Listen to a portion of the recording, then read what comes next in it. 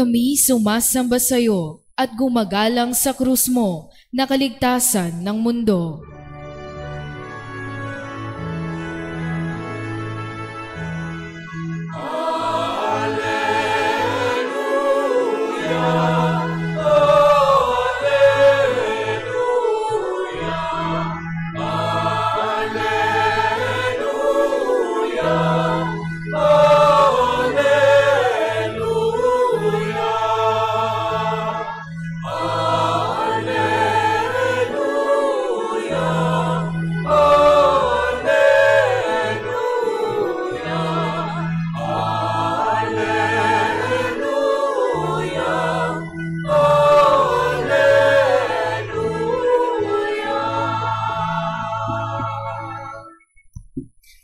Sumainyo ang Panginoon At sumayo rin. ang mabuting balita ng Panginoon ayon kay San Juan. Papuri sa iyo, Panginoon.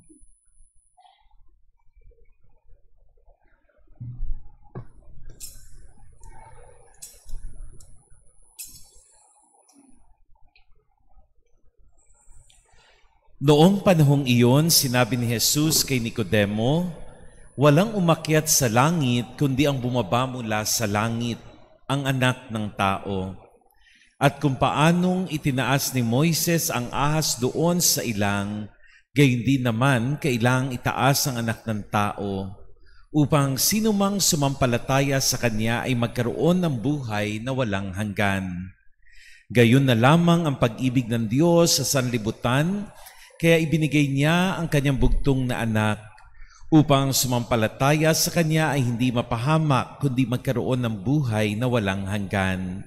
Sapagkat sinugo ng Diyos ang kanyang anak, hindi upang hatulang maparusahan ang sanlibutan, kundi upang iligtas ito sa pamamagitan niya.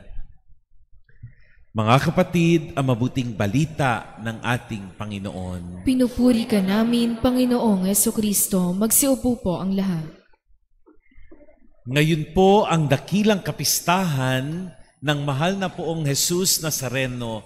Palakpakan natin ang ating mahal na poong Jesus Nazareno.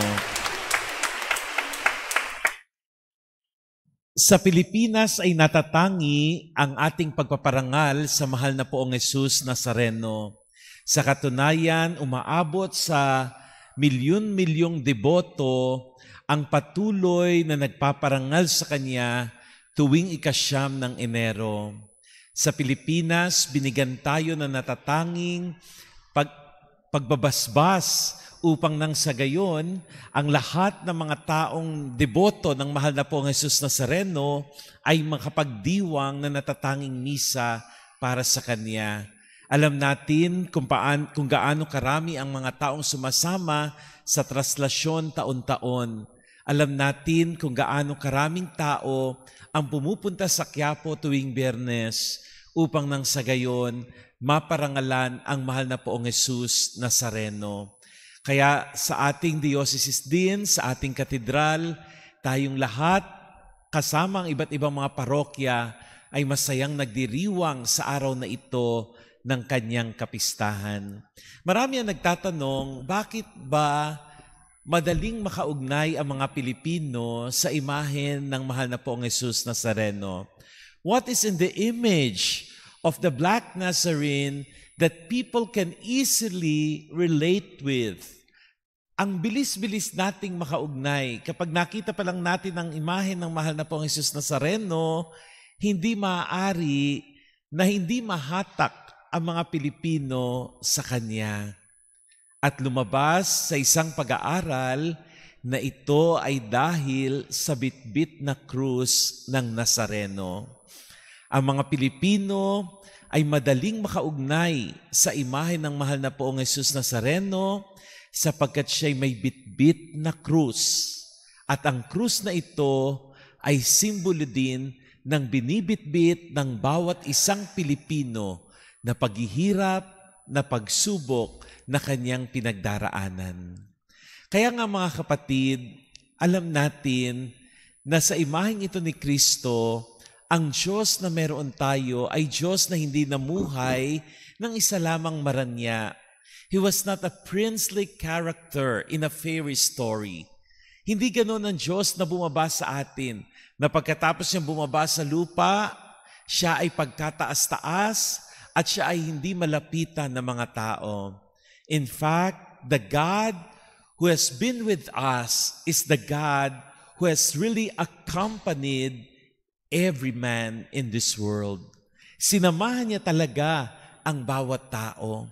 At sa pagsama niya sa mga tao, ipinakita niya na siya mismo ay meron ding krus na binitbit sa kanyang buhay. Sino ba naman sa atin ang walang krus na bitbit sa ating buhay? Sino ba naman sa atin ang malayang makapagsasabi na siya ay isang totoong Kristiyano pero walang krus na bitbit sa kanyang balikat? The Lord today tells us that His cross and His presence are inseparable. Hindi tayo pwedeng sumamba sa Kristo na walang krus. At hindi rin tayo pwedeng magpasan ng krus na walang Kristo sa buhay. Ang krus at ang Kristo ay palaging magkasama. At sa buhay natin, yan din ang nais ituro sa atin na mahal na Poong Jesus Nazareno. Paano nating dadalhin ang mga krus natin sa buhay? Paano natin haharapin ang mga pagsubok natin sa buhay? Paano natin yayakapin ang bawat kaganapan na dumarating sa ating buhay? Itinuturo ni Kristo sa atin kung paano niya niyakap ang kanyang krus. Niyakap ito ni Kristo ng may pagmamahal. The way to carry our cross is by loving. Kapag tayo ay nagmahal, hindi nangangahulugang nawawala ang krus natin sa buhay. Kapag tayo nagmahal, hindi nangangahulugang wala na tayong problema, wala na tayong kahirapan, wala na tayong kasamaang haharapin sa mundo. Kapag pinasan natin ang krus ng may pagmamahal, hindi nawawala ang problema. Nakakayanan ang problema. And that is what love does. It makes us carry through our problems. Ano man ang problema na pinagdadaanan natin, nakakayanan natin. Napapasan natin anuman ang mabibigat. Kaya ito ang unang paalala sa atin. Kung anuman ang problema, kung anuman ang krus, kung anuman ang pagsubok na meron tayo, dadalhin natin ng may pagmamahal upang makatawid tayo sa bigat ng krus. Love has the power to endure all things. Nakakaya ng pag-ibig ang anumang mabigat sa buhay. Kaya nga ang isang estudyante na nahihirapan sa kanyang pag-aaral, kapag nilagyan niya ng pagmamahal ang kanyang pag-aaral, nakakayanan ang pag-aaral. Ang isang ina na nahihirapan sa kanyang pamilya, kapag nilagyan ng pagmamahal ang pagiging ina, nakakayanan ang pagiging ina. Ang isang ama na nahihirapan magtaguyod sa pamilya, pero nilagyan ng pagmamahal ang pagiging ama, nakakayanan ang pagiging ama. Kung saan walang pagmamahal, lagyan natin ng pagmamahal at makakayanan natin ang buhay. And it is a good question to ask as well. Kaya ba natin hindi nakakayanan ang mga pagsubok natin sa buhay? Ay dahil walang pagmamahal tayong inilalagay sa ating ginagawa sa buhay. Bakit sumusuko agad tayo sa trabaho? Bakit sumusuko agad tayo sa papel ng pagiging ina o ama? Bakit sumusuko agad tayo sa pagiging estudyante? Bakit sumusuko kaagad tayo sa ating bokasyon? Ito ba'y dahil walang pagmamahal tayong inilalagay sa ating kalagayan sa buhay?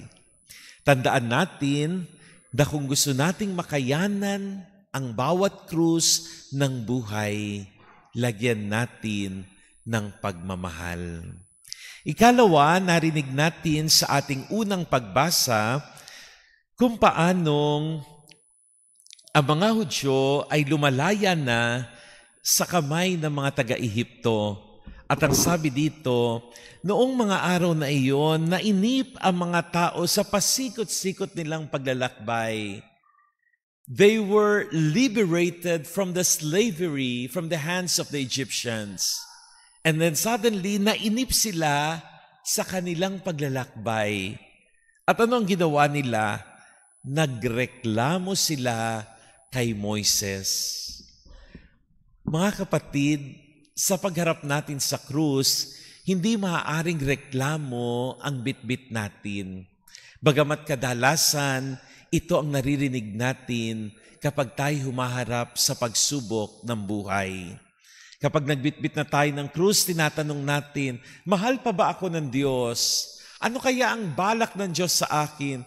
Bakit kaya ako pinahihirapan ng Diyos? More often than not, our initial reactions are actually one of complaint. Nagrireklamo tayo, ayaw nating manahimik sa pagdadala ng ating krus. May karamdaman, ang unang reaksyon, magreklamo. May kahirapan sa negosyo, ang unang reaksyon, magreklamo. May kahirapan sa pamumuhay, sa pamilya, ang reaksyon, magreklamo. Ano bang buhay ang walang pagsubok naman? Ano bang buhay ang walang kahirapan naman? Ano bang buhay ang madali? Mga kapatid, ang buhay natin ay haharap sa pagsubok. But we have to learn how to endure things in silence. We cannot afford to endure things complaining every now and then. Na kapag tayo puro reklamo sa buhay, walang nasusolusyonan ang ating reklamo. Kung totoong may nasolusyonan ang reklamo sa ating buhay, sana lahat ng nagreklamo ay naging mabuti ang kanilang buhay. But we know for a fact na ang taong nagrereklamo ay lalong lumalala ang kanyang kalagayan sa buhay. No one who complains gets a better condition. Everyone who complains actually gets a worse condition. Lumalala ang ating sitwasyon kapag tayo nagrereklamo, pero walang nabibigang solusyon sa ating pagrereklamo. The Lord teaches us today, we have to learn how to suffer in silence. We never heard Jesus complaining while He was carrying His cross. Kailan nagreklamo si Kristo na dala niya ang kanyang krus? Kailan niya sinumbatan ng Ama at sinabi sa Ama, Ama, bakit mo ibinigay sa akin ang mga taong ito na kay titigas ng ulo? Ako tuloy ang naghirap. Wala tayong narinig kay Kristo na siya ay nagreklamo sa Ama. Buong pagmamahal at buong katahimikan niya na nilakad ang kanyang krus. At ganito ang buhay ng Kristiyano, hindi mareklamo kung hindi mapagpaubaya sa Panginoon. Ang isang Kristiyano ay marunong tumahimik sapagkat alam niyang hindi siya iniiwan ng kanyang Diyos. Sa ating pananahimik, nakukuha natin ng lakas upang makayanan din ang krus. Hindi ba mas nauubos ang lakas natin kapag tayo nagrereklamo? Pero kapag tayo nananahimik sa gitna ng krus, mas nakakaya nating tipunin ang lakas upang harapin ang krus ng buhay.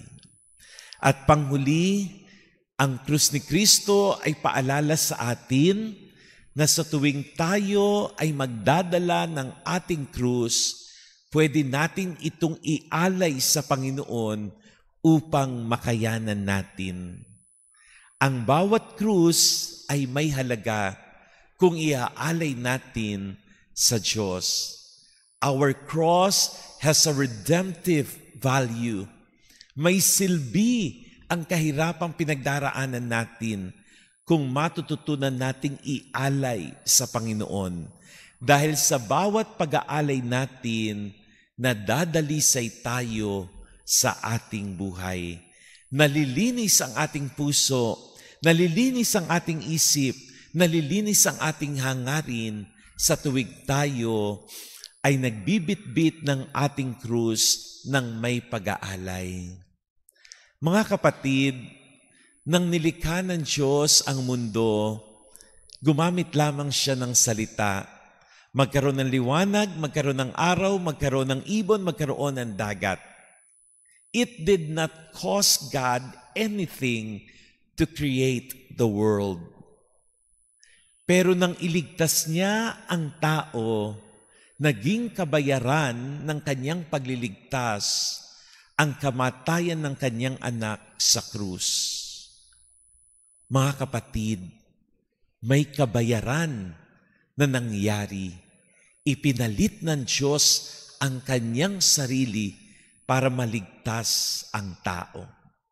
Sa ating pagbibitbit ng krus, ang kahirapan natin ay nagkakaroon ng kabayaran na ipapalit natin ito para maialay natin sa mga taong mahal din natin sa buhay. Kung paanong dahil mahal tayo ng Diyos, ipinalit niya ang kanyang paghihirap para sa kaligtasan ng tao, tayo rin naman, kung mahal natin ang taong pinag-aalayan natin ng krus sa buhay, sigurado magiging kapalit nito ang kaligtasan, ang kabayaran natin para sa taong ating mahal. Kaya pwede nating bitbitin ang ating krus at ialay para kay Kristo upang ang taong pinag-aalayan natin ito ay lalong mabiyayaan ng Diyos ng maayos na pamumuhay. Hilingin natin mga kapatid sa araw na ito ng pagpaparangal natin sa mahal na Poong Jesus Nazareno na panumbalikin sa atin ang sigla ng pagdadala ng krus. Na una sa pagdadala natin ng krus, lagyan natin ng pagmamahal. Pangalawa, sa pagdadala natin ng krus, manatili tayo sa katahimikan at hindi sa pagrereklamo. At pangatlo, sa pagdadala natin ng krus, akayin natin ng may pag-aalay para sa ibang tao. Mga kapatid, ang krus ni Kristo ay kanyang dinala ng may pagmamahal, ng may katahimikan, ng may pag-aalay. Hindi nakapagtataka, kaligtasan natin ang naging kapalit. Hilingin natin sa ating mahal na inang si Maria, ang inang nagdadalamhati, ang ina na nasaktan dahil sa bigat ng krus ni Kristo, ang ina na nakakita sa kamatayan ng kanyang anak sa krus. Hilingin natin kay Maria na tulungan tayo sa araw-araw na bitbitin ang ating krus. Nakagaya niya, huwag tayong matakot. Nakagaya niya, manatili tayong payapa. Pero kagaya rin ni Maria, manatili tayo na puno ang pananampalataya sa bawat lakad natin ng may bitbit na krus sa ating buhay. Amen.